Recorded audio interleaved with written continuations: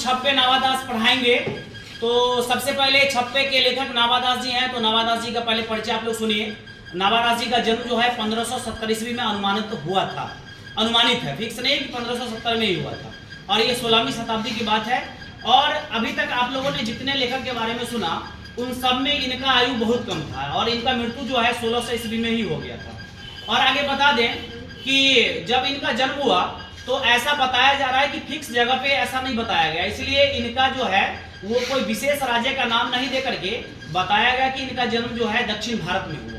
और क्या हुआ था कि 16वीं शताब्दी में भीषण अकाल पड़ा था, इस वजह से इनके जो माता जी हैं वो इनको लेकर के राजस्थान के जयपुर शहर में आ गई थी।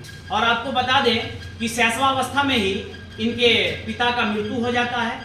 और आपको शैशवावस्था का मतलब आप लोग जानते ही हैं कि जन्म से 6 वर्ष की आयु को शैशवावस्था बोलते हैं। उसी आयु में इनके पिता का देहांत हो गया। आप सोचिए कोई बच्चा 6 साल का ही है और उसका अगर पिता मर जाए तो उस पर क्या बीत रहा होगा।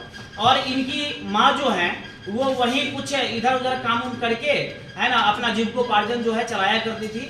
और जब भयंकर अकाल पड़ा तो उस समय इनको खाने पीने में बहुत ज़्यादा तकलीफ हो रहा था।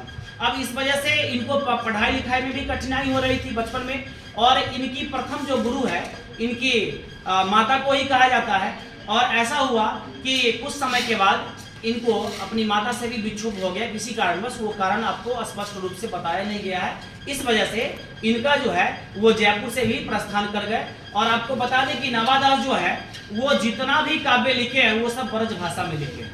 और ब्रज भाषा में लिखने के उपरांत क्या हुआ कि इनका जो है वो ब्रज भाषा में इतना रुचि था कि ये वृंदावन में आकर के पूरी तरीके से जम गए। और वृंदावन आने के बाद ये जो है सत्संगति में जाने लगे, बहुत जगह ये जाकर के अपना प्रवचन देने लगे और स्व अध्याय और अपना खुद का ज्ञान अर्जन करके इन्होंने अपना पढ़ाई लिखाई प्रारंभ किया। और आपको बता दें कि आपको किताब में कभी परिचय में नहीं दिया हुआ है कि इनका जन्म कब हुआ, इनके माता पिता का नाम क्या है, लेकिन आपको बता दें कि इनके पिता का नाम रामदास जी था और माता का नाम जानकी देवी था। और आज ऐसे भी आज का दिन बहुत इंपॉर्टेंट है, आज जानकी जयंती भी है, आप लोग जानते भी होंगे, सरकारी छुट्टी भी है जानकी जयंती की वजह से।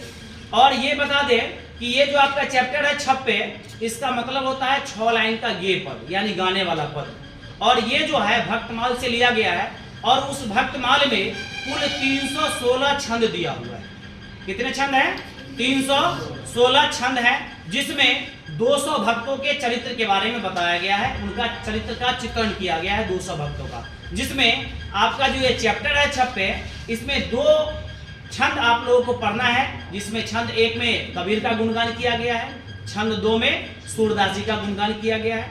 और आगे आपको बता दें कि इनका जो है वो बहुत सारा कृति है, लेकिन ये जो आपका चैप्टर है ये जब भक्तमाल से लिया गया था तो उस समय इनके द्वारा एक अष्टयाम जो है वो भी एक बहुत बड़ा काव्य ग्रंथ है, उसको भी लिखा गया, जो पूरी तरीके से ब्रज भाषा में लिखा गया है और वो पूरी तरीके से कृष्ण भक्ति पे निर्भर है। वो अष्टयाम जो है उसमें पूरी तरीके से कृष्ण का ही गुणगान किया गया है और अन्यथा उसमें दूसरा कुछ नहीं है। और विशेष आप लोगों को मैं बता दूं कि ये जो है वो कृष्ण भक्ति धारा से जुड़े हुए थे, इसलिए इनका जो भी काव्य था वो कृष्ण पे ही डिपेंड था, यानी कृष्ण पे ही निर्भर था। और लगभग हमें ऐसा लगता है और किताब में भी हमने देखा है कि 1000 से ज़्यादा श्लोक जो है ये नावादास जी के द्वारा वो कृष्ण पे लिखा गया है। लेकिन आपको क्या लिखे नहीं लिखे उससे तो मतलब नहीं है। यहाँ पे 316 छंदों का चर्चा है, जिसमें 200 भक्तों के चरित्र का चित्रण किया गया है। और उन 200 भक्तों में 2 भक्त के बारे में अभी हम लोग पढ़ेंगे, जिसमें खंड 1 में जो है कबीर का गुणगान किया गया है और खंड 2 में सूरदास का गुणगान किया गया है। अब सभी लोग बोर्ड पे देखिएगा और समझिएगा कि क्या लिखा हुआ है और समझना है सबको। देखिए खंड 1 में कबीर का गुणगान करते हुए कवि नावादास कहते हैं कि भक्ति विमुख जे धर्म सो सब अधर्म करी गए, योग यज्ञ व्रत दान भजन बिनु तुच्छ दिखाए। देखिए कहना है नावादास जी का कबीर का गुणगान करते हुए कि जो भी व्यक्ति भक्ति के राह पे नहीं चलेगा, यानी भक्ति के राह से विमुख होगा, वो सब हमेशा अधर्म का कार्य करेगा, अर्थात वो हमेशा अधर्म के कार्यों में लिप्त रहेगा। और अधर्म का जो व्यक्ति कार्य करेगा उसके सामने में ये जो आप योग करते हैं, यज्ञ करते हैं, व्रत करते हैं, दान इतना करते हैं, भजन करते हैं, ये सब क्या हो जाएगा, ये सब छोटा दिखाई पड़ेगा। इसलिए हमेशा आप लोगों को धर्म के रास्ते पे चल रहे हैं। अगर आप अधर्म के रास्ते पे चलिएगा तो ये आपका योग, यज्ञ, व्रत, दान जो है ये सब छोटा पड़ जाएगा। फिर आगे देखिए अगला पैराग्राफ में, वो अगला लाइन में क्या बोलते हैं कि हिंदू तुरक प्रमाण रवैनी सबदी साखी, पक्षपात नहीं वचन सब किए हित की फांसी। देखिए उनका कहना है कि हिंदू तुरक यानी हिंदू और मुसलमान सब में उन्होंने यहाँ पर देखिए प्रमाण का मतलब इनका जितना भी दोहा है उस सबको आपको प्रमाण के बारे में वो बता रहा है। रामायणी के माध्यम से वो जो है अपने दोहा को बताया है और शब्दी के माध्यम से और साखी के माध्यम से। साखी जो है एक संस्कृत शब्द है साक्षी, वहां से ये साखी लिया गया है और इनके माध्यम से ये कहना चाहते हैं कि मैंने कभी भी हिंदू हो या मुसलमान हो सब में कभी भी प्रमाण अपने दोहा के माध्यम से मैं दिया हूं और इन सब का मैं खुद साक्ष्य हूं, क्योंकि मैंने कभी भी पक्षपात नहीं किया। मैंने हमेशा सबके हित की भाषा का प्रयोग किया है, चाहे वो हिंदू हो या मुसलमान हो। और आपको मैंने कभी बताया था कि कबीर एकमात्र ऐसे कवि थे जो किसी को नहीं छोड़ा, कोई भी धर्म के लोगों को नहीं छोड़ा, ना हिंदू को छोड़ा ना मुसलमान को छोड़ा। ये दोनों पे इनका बहुत ज्यादा व्यंग था।